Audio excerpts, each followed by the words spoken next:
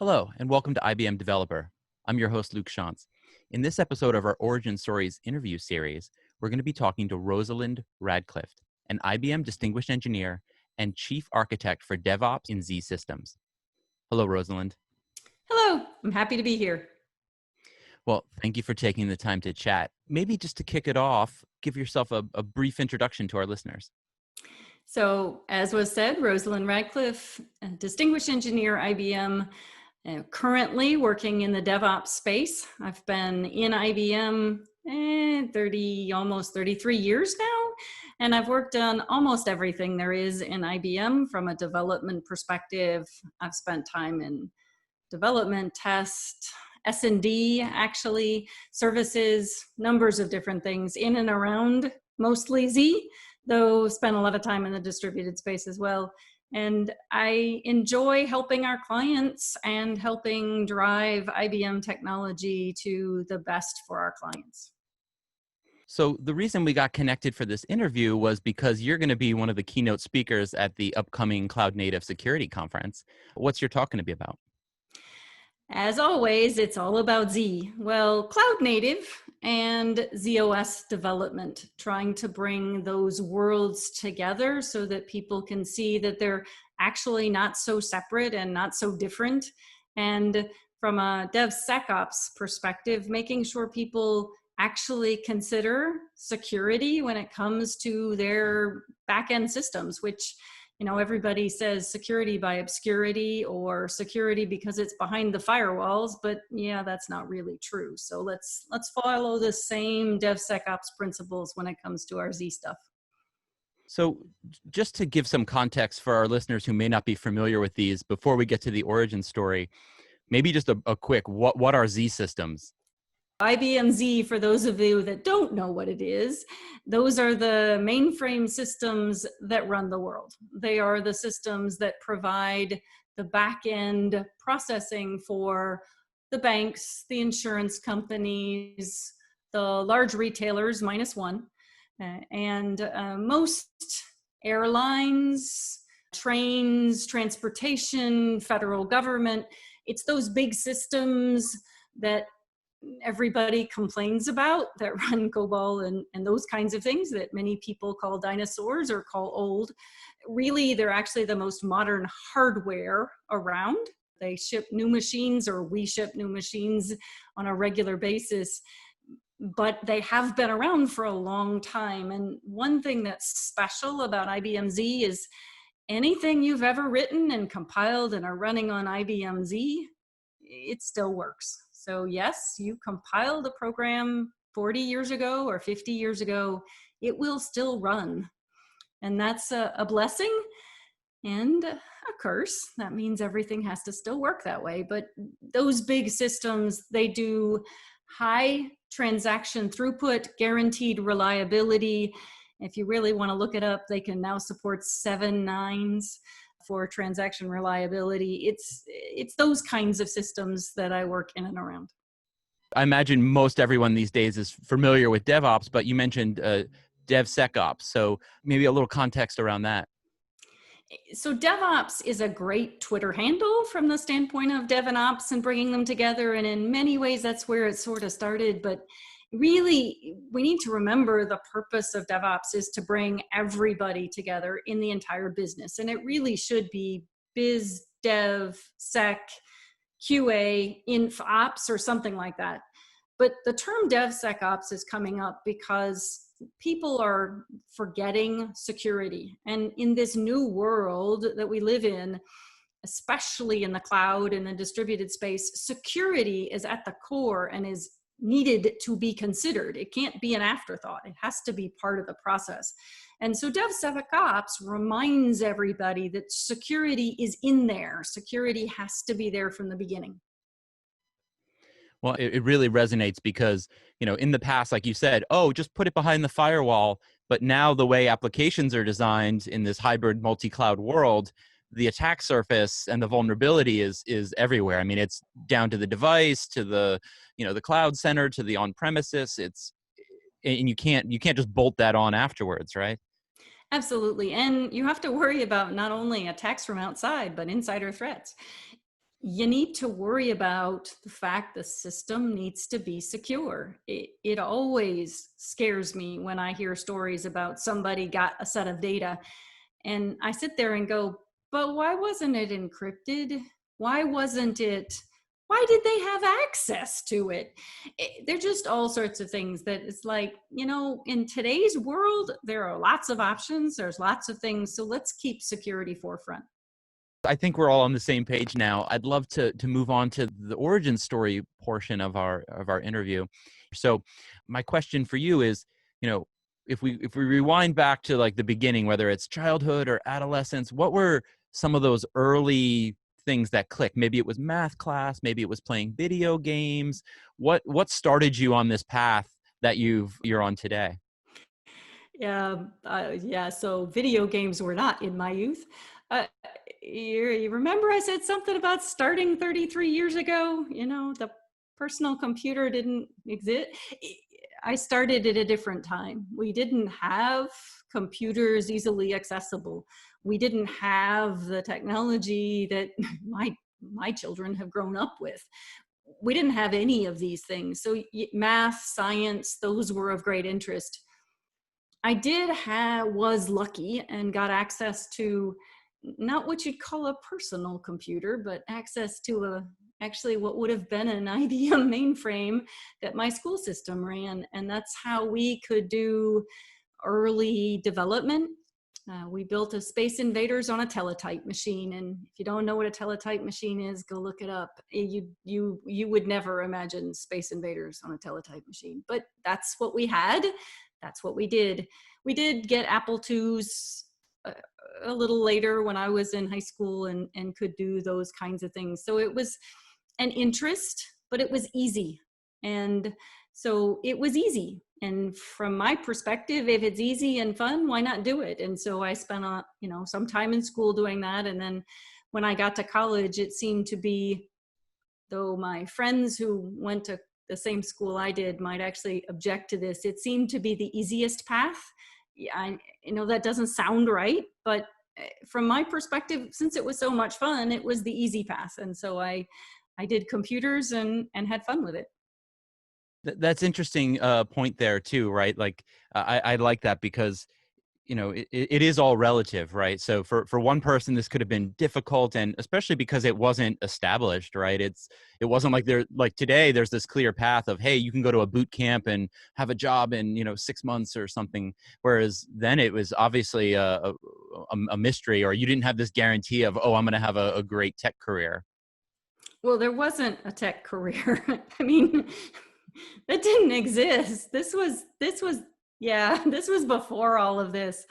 There were computers, but they weren't in people's houses. They were just starting to be in people's houses.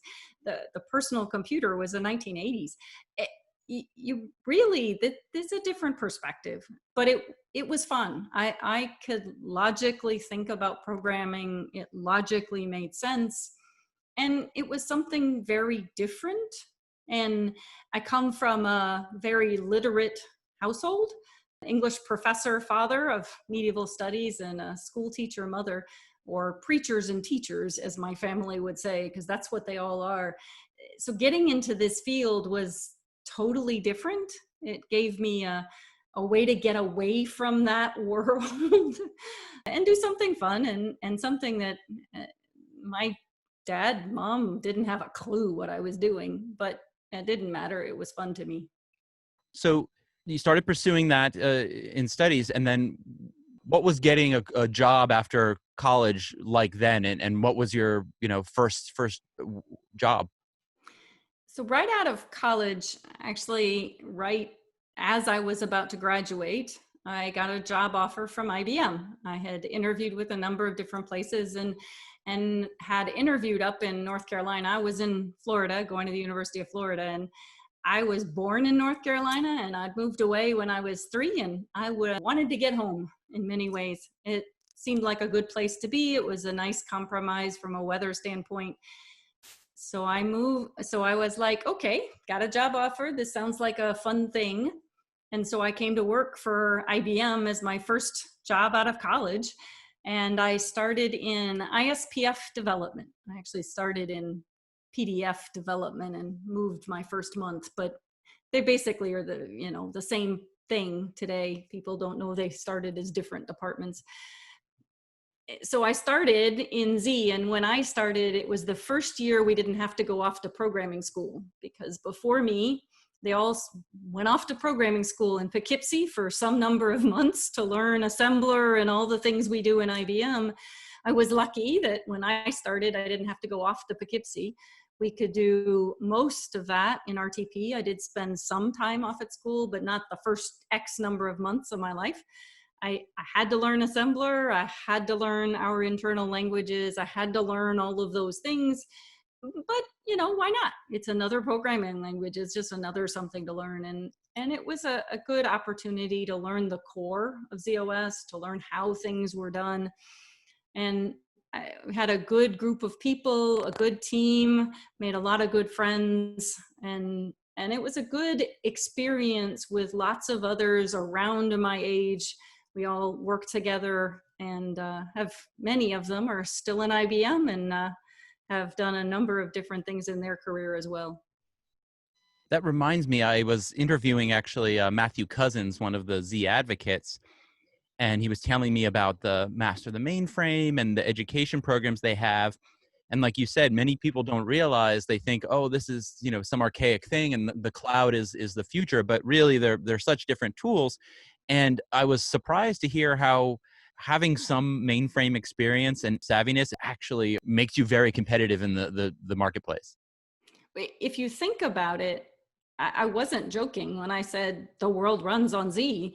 You can't get up in the morning without basically Z having done something for you, almost, assuming you use a phone to get an alarm. The world, the back-end systems of our world are sitting on these systems. So if you know something about it, if you understand something about it, that's an advantage. The other reason that it matters is there's not a lot new. Okay, quantum is new, I'll give you that.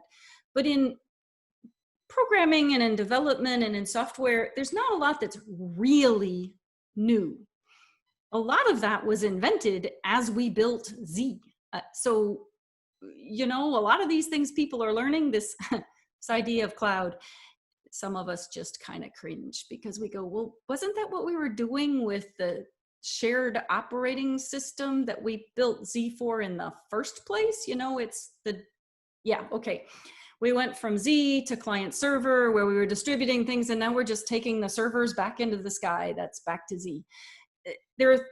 We just go in loops. And so if you learn something about Z and you learn something about the technology, you actually have a better footprint to understand technology, to understand where it's come from, and to understand some of the goodness and the badness that has come along the way.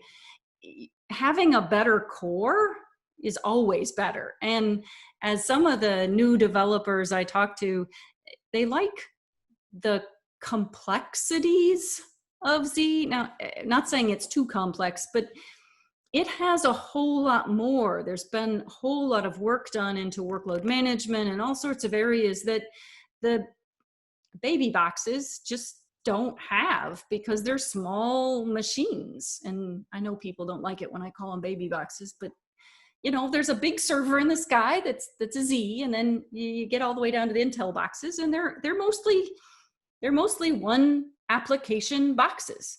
You mostly run in an image, a single application. On Z, you run 100. So there's a perspective. Especially in this hybrid cloud paradigm, right? It's all about the right tool for the right job. And correct me if I'm wrong, but the way it's been explained to me is the commodity cloud stuff is when you want to scale horizontal. I need to serve more web pages. I need to,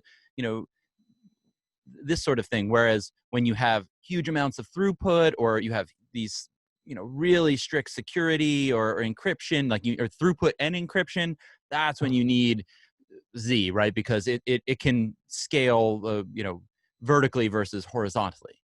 It's the vertical versus horizontal, but it's also the guaranteed reliability of the system. In the distributed world, chaos engineering, all those things fail all the time. And you work around the failures.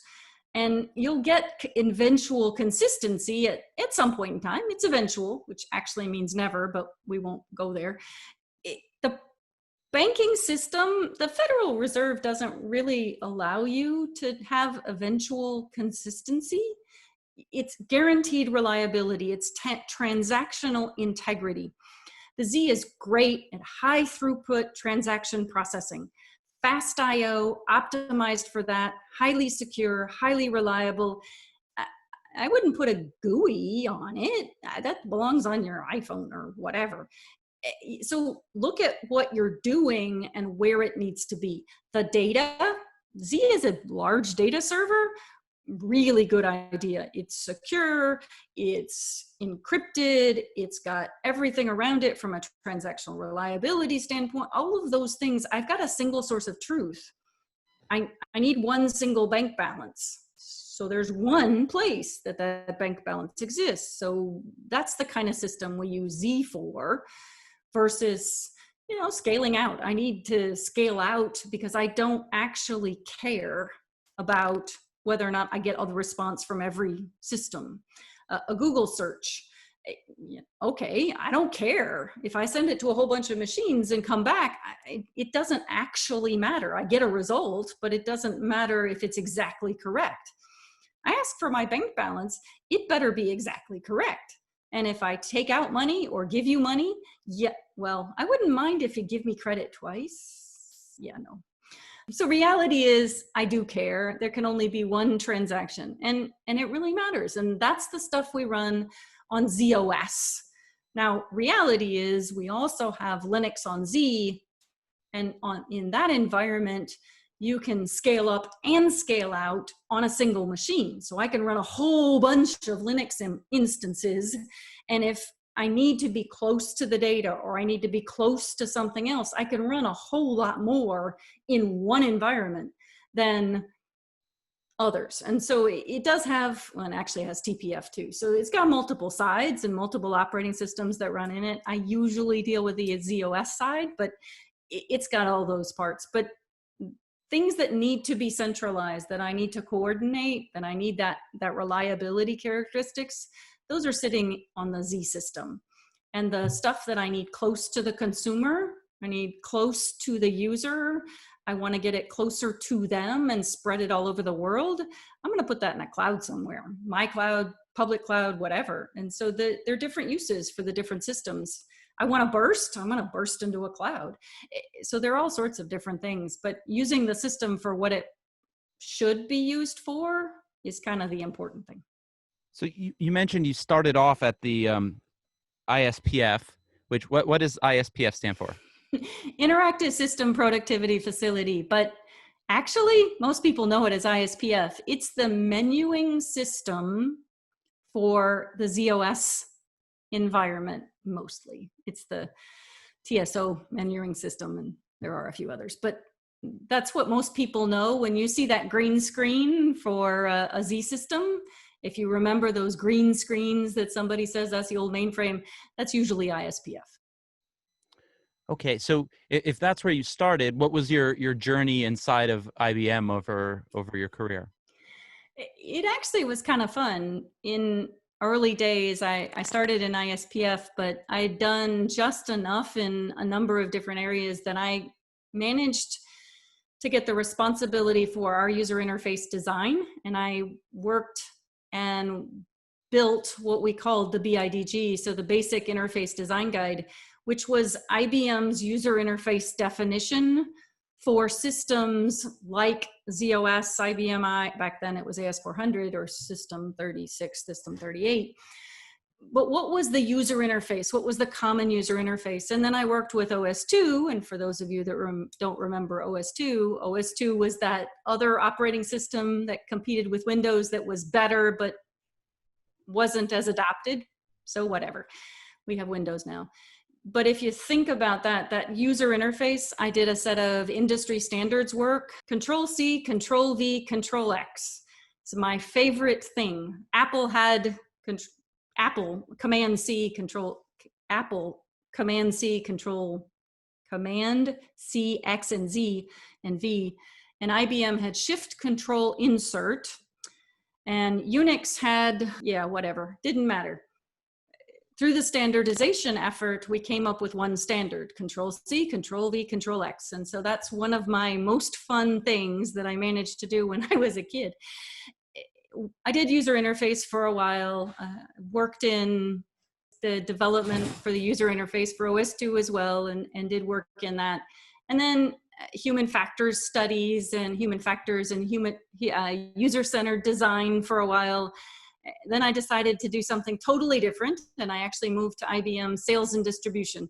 And I worked with our user groups for a few years, 5, and owned IBM's worldwide requirements process. So I was responsible for the way that every single client submitted a requirement to IBM. It came through the system, and that was one of my jobs and responsibilities.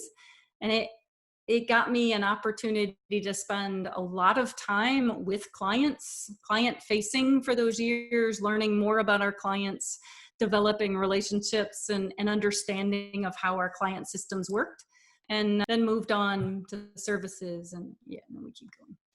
That's so interesting, though, to have such a perspective. I'm imagining, too, it's especially in enterprise world where, you know, everything is so mission critical. I think being able to empathize with the other, you know, folks on your own team, but also at the client, it sounds really interesting. I feel like I'm taking notes here. I should do some of this as well. It was user group relations was my fun job, and as some people say, that was my time having fun. I did learn a lot. I actually supported the user groups from an IT perspective, so I provided their note servers, I provided their systems, I provided all their IT. It was fun. It gave me an opportunity to do something different. When I came back out of S&D back into the labs, I came back into services. And so I spent 5 years in Tivoli services, and it was an opportunity to not only having work with the clients, now I was responsible for deploying software with the clients. And I got my Y2K project.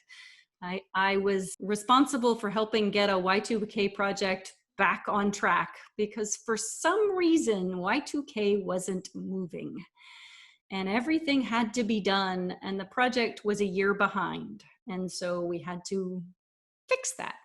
So I spent a significant amount of time in services working on that, and then a number of other systems management related management monitoring solutions.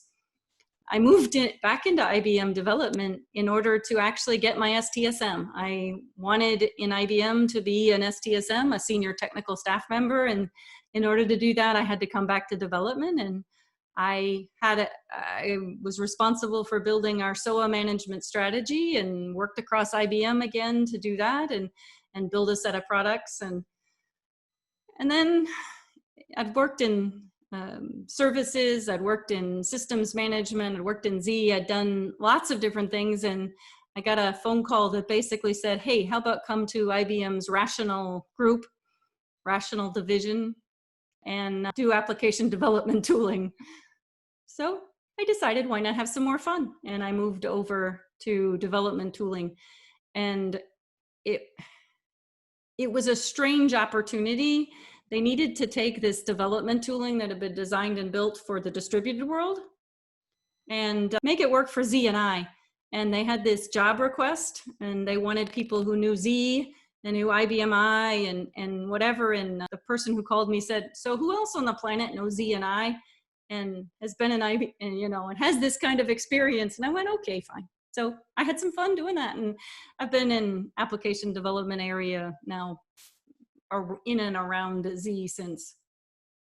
Well, that's fantastic to hear, because, you know, part of what we want to do with this origin stories series is, you know, let developers know what a career inside the enterprise could be like, because from the outside, it you know, it seems a little bit like a black box, or maybe folks are just not even aware of it because, you know, IBM is not really, since, you know, selling laptops, a consumer product company. So there's a little bit of a mystery of like, who are they? What do they do there? But, you know, my own experience of being at IBM 5 years, I've probably had, you know, sort of 2 roles, but maybe 3 kind of roles. And it's really interesting to be able to get a new job without getting a new job and to try things. And also I love the part of, you know, the same way that we connected and I'm able to have this conversation, you start reaching out and you have this inherent network that you don't even know is there, but you reach out and you have all kinds of experts that will talk to you. It's amazing. It is the only company, as I say, that I could have done all of the different jobs that I've done without ever quitting. I've never had to change a company, but I have literally done just about every job there is in software development, IT services, kind of. I've never been a manager, please. No, I'm not a lawyer. I've not been in finance. So those things, obviously, I haven't done. But from a software development standpoint, testing, development, services, running, I've done all of those things. And I've had that opportunity in IBM because we are so big. I have worked across this company. I've lived with how many different CIOs, CEOs, chairman of the board. I started in Acres days. So I've lived through a whole bunch of the transitions, but I never had to quit. I never had to worry about getting a new job. I had to interview for a few, but it was all within the same company. There's no transition from that standpoint. It really does give you the opportunity to see just about everything. And I haven't done firmware, but we have firmware development. We have hardware development. We have all sorts of things that when you get bored or tired, you just go find another job in IBM. And that's what I've always done. When I get to the point where I'm not learning in the job I'm in, I'm going to go find another job. And IBM's very good about that, helping me or letting me, depending on what it is, get that next opportunity so that I can keep having fun. Because, I mean, I started in this career because IT computers were fun. And if you're enjoying it, you're doing better, you're going to do better, and the company's going to do better. You're excited about coming to work every day. And if you're excited, you're going to do better. And having an opportunity to do all sorts of things is always what I like to do. And I'll just jump. I'll go somewhere else. And every now and then when I've said it to my managers, they haven't been as thrilled, though they've always let me, because they know. I had an executive once, everybody was arguing, you can't leave, we need you. And I talked to the executive and he's like, yeah, you just said you're bored. You're not, no, time, go. Yep, go to your next opportunity because you'll be the best that you can be there, not here. So this all, in doing my research before this call, I noticed in one of your bios, it said something about DevOps systems culture. And I can see how you are positioned very well, having worked in so many of these different roles, again, to really understand and empathize. And I would like to actually, maybe you could expound a little bit on, like, you touched on it before, but DevOps, like, culture. Yeah, actually, DevOps is culture. And one of the things that is hardest for people to do is change their culture, changing the culture of a company, changing the culture of the way you work. But DevOps requires this idea of breaking down those silos and getting people to accept that automation is a good thing, that we're going to automate all the stuff that we can automate, and we're going to focus on using our brains for things that our brains should be used for. And we're going to remove those silos. We're going to have people working together. And this idea of bringing people together and changing the culture to having people work together is what I do most of the time when I'm talking to clients. How do we bring them together?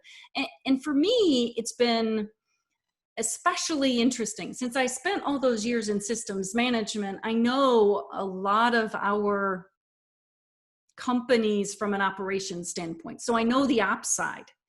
And working in the rational side, I learned a lot about the dev side. And so I know these people on the development side, and I know these people on the ops side, and I've been known to be the one to introduce the two of them, which is a little scary when I'm introducing them in their own company, but that's okay.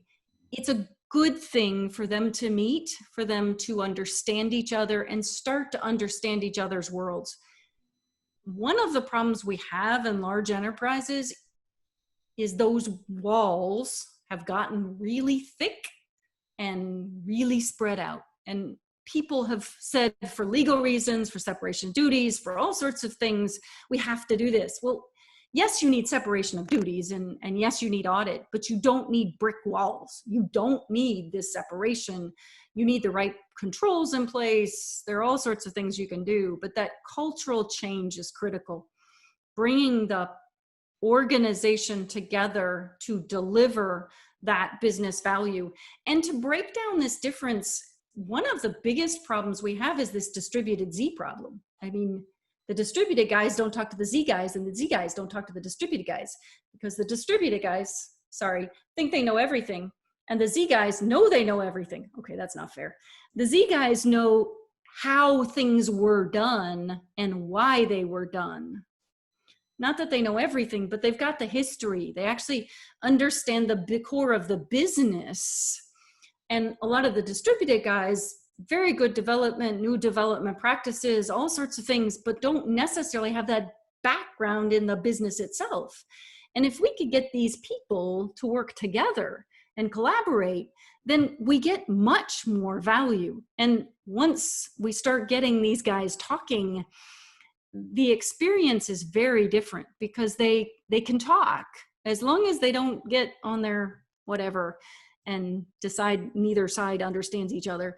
As long as they're willing to talk, you really can help. And as soon as we break down those silos and actually get these people working together, then delivery is a whole lot faster. It's a whole lot better. It's higher quality, because we can learn from each other. We can learn to do better. Cloud native development, it's bringing new tools, modern capability into the Z world that stayed. The development processes stayed stagnant. Not the machine, not the applications, but the processes stayed stagnant. Getting these together to let people learn together is this cultural change. It's this core of this change that we need to do. I mean, we've had to do it in IBM. Everybody has to do it. It's something that breaking down those silos, getting people to work together, getting people to understand each other, just being able to talk together, it's always a good thing. What comes to mind hearing you say that is, maybe these things, we weren't necessarily good at doing them because they weren't really as necessary before, right? If you were building a car and you had everything subcontracted out, in a certain way, you didn't really need to collaborate. But now with the need for modernization and the rate of change that's happening and the need to adopt these technologies, it seems essential. And then the other thing that comes to mind that's a challenge really for the enterprise too is, startup can start from scratch. They don't have anything to lose. They can take a lot of risk. But if like you're saying, you're running billions of dollars of, credit card transactions or health records or things that are mission critical, you've got to be able to adopt the new and change, but without ever dropping the ball. It's a very difficult challenge technically and culturally. Yeah, it is a huge cultural challenge, and it is something we have to deal with. One of the things, and you bring it up, the startups get to start with nothing. They've got a clean slate, so they can build everything up, and everybody says that's wonderful. But if we take a step back and we look, these systems that are so tied to their legacy systems that many people say are weighting them down or slowing them down, if they actually take a look at those systems, they have real business value. If someone with these systems, if these large financial institutions or healthcare or insurance or any one of the institutions looks at what they have and does a little bit of work, they can be in a new business in no time flat. And they're already passing all of the audits. They already pass the Fed Reserve work. They already pass the healthcare regulations. They already are doing those things. And so these startups that have to all of a sudden figure out how to deal with all this stuff, they don't have to worry about it. They've already got all that understanding. It's this process of learning to use what they have and evolve it to bring it faster into the system. And if we all work together, I'm of the age of the generation of the Z guys who sit there and go, we've always done it this way, we can't change. And I'm having a conversation with somebody right now, basically about this topic. And it brings up something that I love to say. You're right, we've always done it this way. Do you have a cell phone? Well, of course, who doesn't have a cell phone, right? Well, last time I checked, the wall phone that was, that thing that was attached to the wall that you had home phone service, it actually still works. But you don't use it. You have a cell phone. So why are you telling me everything new is bad? It's not. It's, let's look for the good. And I'm not saying we need to throw away all the processes around Z. There are lots of things that we've done on Z that bring huge value. The fact that it's a multi-tenant system, the fact that I've got a workload manager, the fact that I can deploy incrementally into the system whenever I want to, actually, all of those are good things. The fact that I use a tool that nobody in his right mind should want to use for development, sorry, I know ISPF edit is pretty good, but it's only ISPF edit. Give me the pictures, give me the visualization, give me the visual debug, give me the application understanding, give me the drawings. Let me see two things side by side. Okay, I know I can do that too, but it's really hard. So let's learn, let's take the goodness and let's bring it into the system. And one of the things that always annoys me is automated testing. And I know when I started in the company, we knew automated testing was a good thing, and something happened.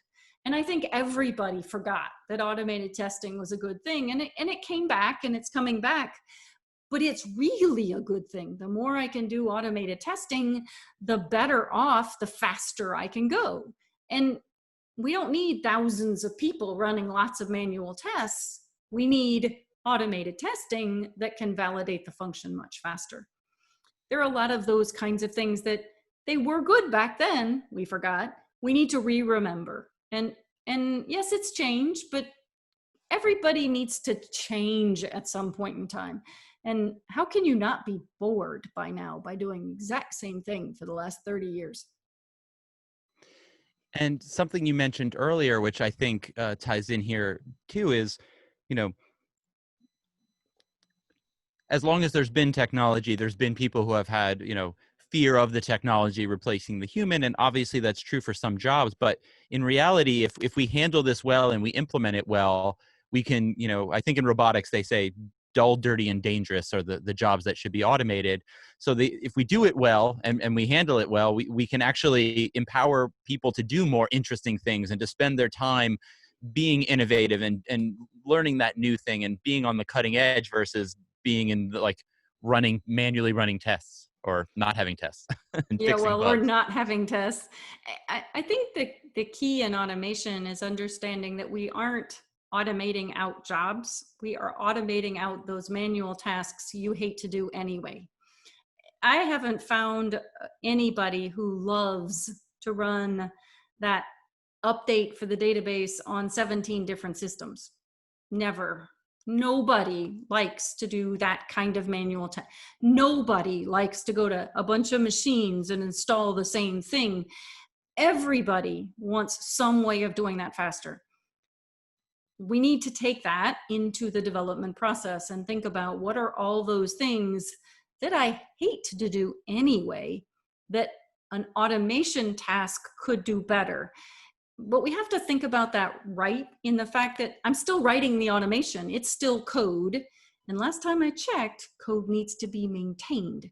So just because I wrote it once doesn't mean it's there forever. I still have to maintain, I still have to update, I still have to deal with it, but I'm not having to do the same thing 1,000 times. I'm doing the automation and then I'm updating the automation. I don't know many companies. I mean, there's always an exception to the rule, but I don't know companies who are getting rid of people when they're changing to automated testing. They're changing the purpose. People are doing automated testing, and others, I know in one case, they sent a bunch of testers back to the business where they belonged. they kept having to pull them from the business to do this testing, and then they go back to their day job. Well, now they don't have to pull them away from their day job. They get to do their day job. It's those kinds of things we need to focus on, not the, we're trying to get rid of jobs, because we'll never get rid of jobs, mostly. There are always exceptions to that. But if we look at system automation, if we look at running a system more efficiently, just because I do lights out operations doesn't mean I don't need somebody who knows how to run the system. I still have to have that knowledge, because the automation is only as good as its repeatable task.